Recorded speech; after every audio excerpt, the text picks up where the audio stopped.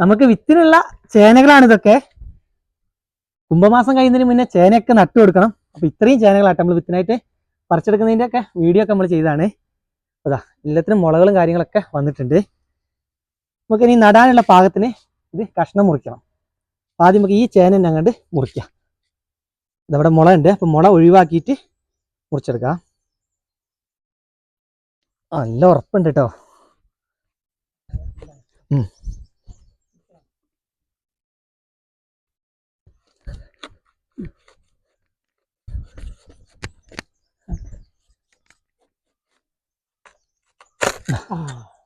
കുറച്ച് വലിയ ചേന ആയതുകൊണ്ട് ഒരാൾ പിടിച്ചില്ലെങ്കിൽ കറക്റ്റ് മുറി കിട്ടൂല. നമുക്കിത് 6 പീസ് കിട്ടിയിട്ടുണ്ട്.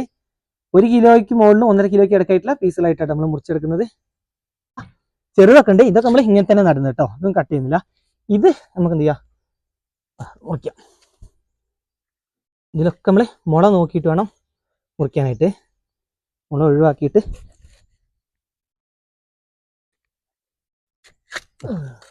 നമ്മൾ നട്ട ചേനയിലേ ഇത് 2 ഐറ്റം ഉണ്ട് കേട്ടോ.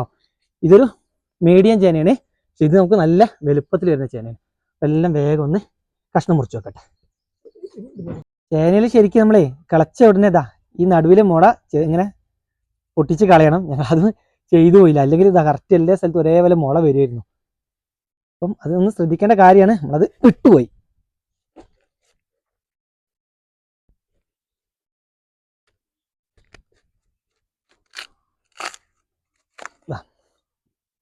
ഇത് നമുക്ക് 3 പീസ് തന്നെ പിടിക്കാം. മുളയോട് ചേർത്തിട്ട് മുറിക്കാം.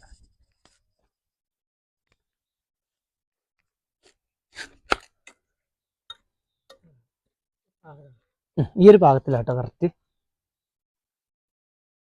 നമുക്ക് കുറച്ച് വലിപ്പമുള്ള ചേന ആയതുകൊണ്ട് കുറച്ച് സമയം എടുത്തിട്ട് മുറിക്കാനായിട്ട് ഞങ്ങൾ സ്പീഡിലായിട്ട് മുറിച്ച് പോകാൻ വയ്യ. അപ്പോൾ ഇത്രയും ചേനകൾ നമ്മൾ മുറിച്ചിട്ടുണ്ട്. ഇതൊക്കെ നമുക്ക് എന്തായാലും ഒരു കുഴിയിൽ 2 എണ്ണമൊക്കെ വെച്ചിട്ട് നോക്കാം. ഇതിങ്ങനത്തെ നമ്മൾ മുറിക്കുന്നൊന്നുമില്ല, കിളച്ച സമയത്ത് നമുക്ക് കിട്ടിയ ചെറിയ ചേനകളാണ്. ഇനി നമുക്ക് ചെയ്യാനുള്ളത് ഇതിൽ വേഗം ചാണകം തേച്ച് വെക്കണം. നമ്മളെപ്പോഴും എല്ലാ വിത്തുകളും ആദ്യം ചാണകം മുക്കി വെക്കലുണ്ട്.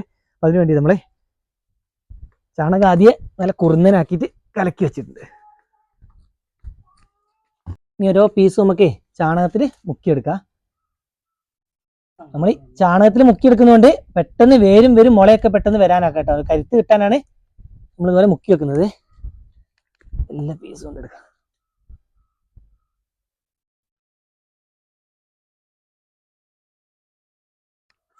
എല്ലാ കഷ്ണങ്ങളും നമ്മൾ ചാണകം മുക്കി കഴിഞ്ഞു. ഇനി നടുന്നത് വരെ ഇതുപോലെ തണുപ്പുള്ള സ്ഥലത്താണ് നമ്മൾ വിത്തുകളൊക്കെ ഇങ്ങനെ നിരത്തി വെക്കുന്നത്.